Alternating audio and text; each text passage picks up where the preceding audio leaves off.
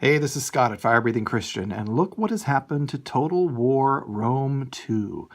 It's getting pretty interesting over there. A lot of stories have been written over the last couple of days. I'm going to peg to this one at Variety, and we're going to go through this a bit and kick around some ideas and try to take a deeper look at what's going on here. Total War Rome 2 won't remove female generals despite bad reviews and backlash. That's the title here.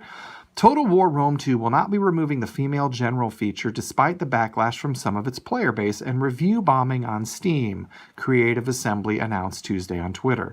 The controversy started after a recent update. No, it started much later than the update, actually. The update that incorporated this change is not recent. It's actually we'll get into more of that why. But anyway, so relatively speaking, I guess you could say it's a recent update because the game is not a recent game, and so I suppose that even a month's old update could be considered relatively recent. All right, I apologize for nitpicking there. Let's continue.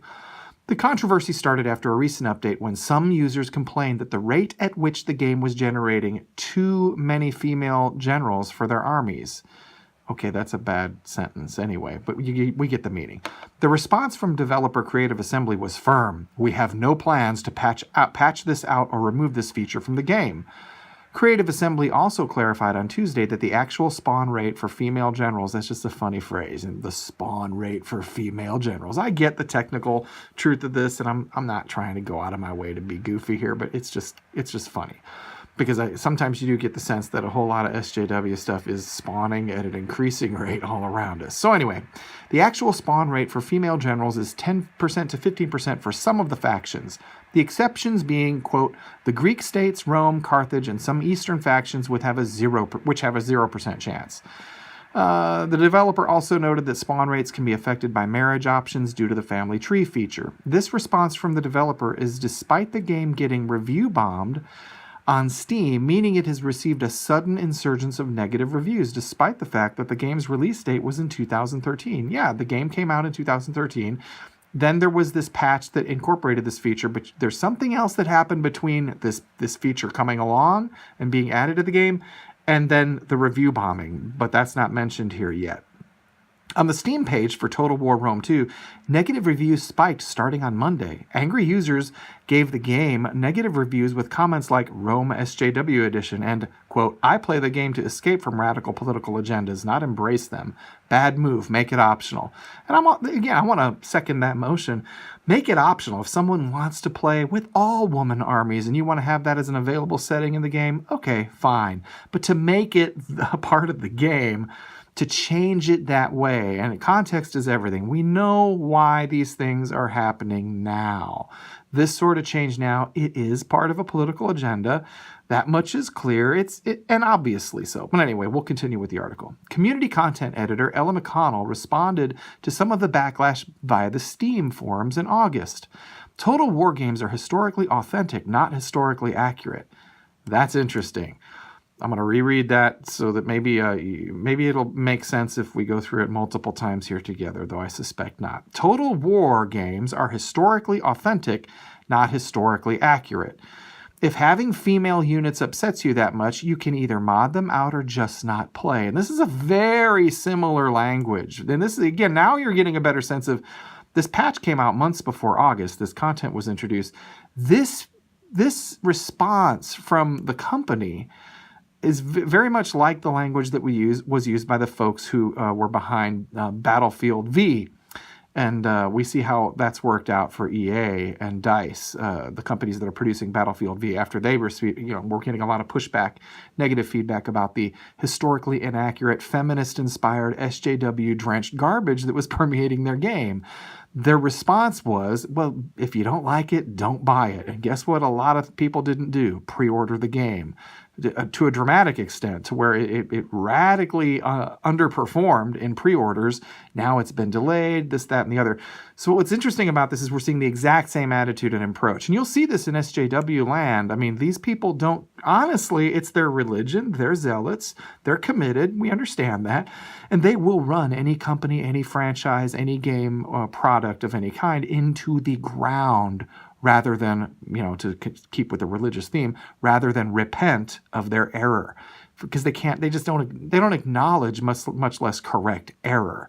The problem is not anything they've done. It's always us. We're some sort of patriarchal, Neanderthal, sexist, racist, blancophobes. If we don't think adding a substantial number of generals, woman generals, into this game makes historic sense. We're the problem. We're bad. It cannot be them, and if we don't like it, just don't play. Now, unlike Battlefield Vee, which has suffered greatly for that customer service approach, that approach to the paying fan base, this is an old game. I mean, it's not likely to cost the company a lot of money, but it is a good example and reference point here for, again, that attitude, the narrative, the way that these people in positions of power, such as it is, I mean, a video game company, how they treat dissent and how they view customer feedback. If the customer feedback does not conform with the social justice warrior narrative, it's not worthy of consideration, and actually you probably would rather see those people just not play your game at all. And that's the amazing part is, we're seeing now with a lot of these cultural Marxist identity politics people in positions of power, whether it's in the comic, movie, film, or video game industry, they're saying out loud in print, in the context of public forums where they're interacting with their paying fan base, the customers that pay their paycheck, basically, that supply them funds, that pay their mortgage, and pay their electric bills. They're saying to them, if you don't like it, just don't play. This is how delusional and business unsavvy they are. So anyway, we'll continue. McConnell wrote, people saying they won't buy the game because there are too many women in it is fine with us. If that's their reason, we'd rather they didn't anyway. So there you go, just double and triple down. The customer is the problem, and if the customer doesn't want to get with the historically inaccurate feminist SJW program, then don't let the door hit you in the backside on the way out. That's their attitude. And this is why their products are increasingly failing and in dramatic fashion.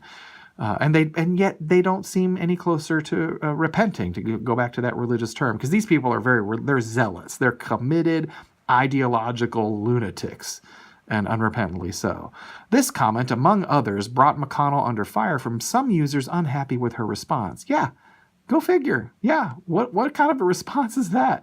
Some negative stream reviews even mention McConnell by name. Go figure. So these reviews, the negative review bombing that was referenced, this is what instigated it. This.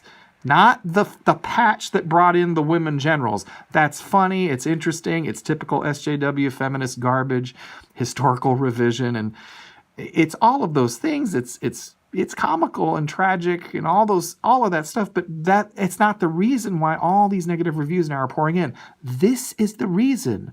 It's this attitude that is inspiring, rightly so, as far as I could tell, very harsh negative feedback from paying customers who are being told, if you don't like this, just shut up and go away. Yeah. And it's implied, sometimes openly stated. A lot of these SJW types on social media, they'll tell you you're a Nazi. They'll use four-letter words occasionally, as Ethan Van Sciver's found out. Well, I won't get into all that. I mean, but it's pretty gruesome what they'll do. It's not just that you disagree, it's that she's doing this, and these SJWs in this sort of position, they're doing it to their paying customers, the paying fan base of their products. That's the part that amplifies the insanity of the SJW stuff we're seeing on display here. Back to the article. On the historical authenticity, McConnell wrote that, quote, there are many aspects of the games that aren't as they were in history and for a variety of different reasons. But again, when this game was written, this game was made, and then later this was patched in. And this is, I think, an important point. Why was this brought in now? And it's curious. And I'm, again, back to that part of this, the whole inclusion of women generals. If someone wants to have an optional setting to toggle on or off, or to adjust the rate of spawning of SJW generals in your armies, okay, fine. It's a game, go with it.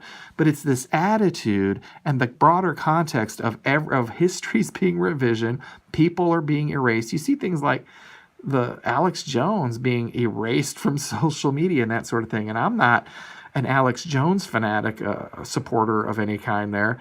I've enjoyed some of his stuff A lot of it has been enjoyable to me for comedic reasons, but the way he's been treated and the attitudes that SJWs have when they seize power, and again, you keep it in context. Some people get to be an actual leader of a nation or even like a dictator type figure. Other people just get to rule their own bedroom or home.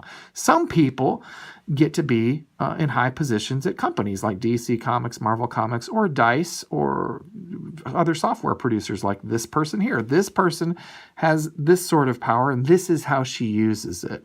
And that's what's noteworthy here. That it's in keeping with the theme, the true narrative that exposes the false narrative of SJWs as somehow valuing diversity or being tolerant of opposing views, when it's anything but the case. You know, they're all about uniformity of thought, conformity with their narrative, and the suppression of all who would dissent. That's kind of how it goes. And if you don't want to buy their product, we're not here to serve you, the customer. Just go away. If you don't want more women generals in your historically authentic but not historically accurate game, then just go. Bye-bye. Okay, and customers are leaving. You know, DC Comics, Marvel Comics, the Battlefield Vee situation, people are just taking them up, these SJWs up on their idiotic offer or whatever it is, pronouncement.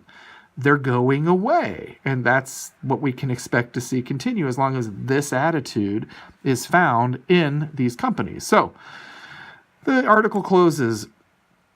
This isn't the first time female characters in games have riled up some in the gaming community. Back in May, women featured in a Battlefield 5, we call it Battlefield Vee, trailer had some crying historical inaccuracy at EA. Now, women, it wasn't the fact of a woman being in the game at all. It was the fact that there was a woman with a cybernetic-looking arm who was using a cricket bat as a weapon and running around on the front lines of World War II. It was absurdly inaccurate. It destroyed. There's this thing called willing suspension of disbelief in fiction and in these video games. And again, Battlefield Vee is not just another game. It's a historical simulation of a sort. You're trying to immerse the player in a certain setting.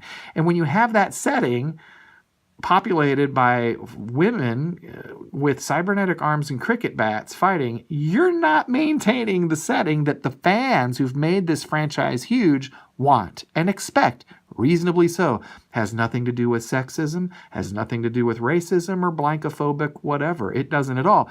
It's just you're fundamentally changing the nature of the game, the historical aspect, context, and setting of the game. You're destroying the immersion aspect that many people value and pay good money for.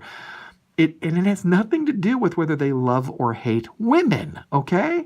But that's what's going on all the time. So even in this article, when you see just back in May, women featured in Battlefield Vee, well, if you don't explain the context and you make it out as these kinds of articles, and again, it's a variety.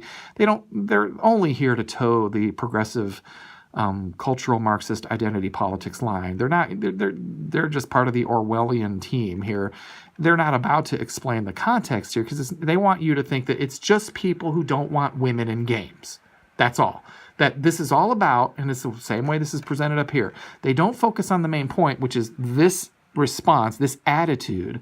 They make it, oh, if you're upset about this stuff, you just don't want women in society, in culture, in games, in movies, in comic books, whatever, when nothing could be further from the truth. But then again, these people aren't about truth. They're about redefining or undefining completely to the point of total malleability any term that they are allowed to get their talons into. This is why we have a culture where you can't even define boy or girl anymore.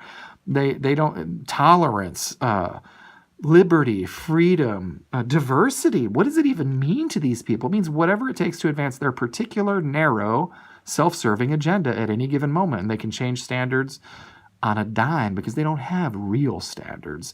They just take whatever the particular context is and try to bend it in a way that advances their cultural Marxist identity politics agenda. So I just thought that was worth pointing out.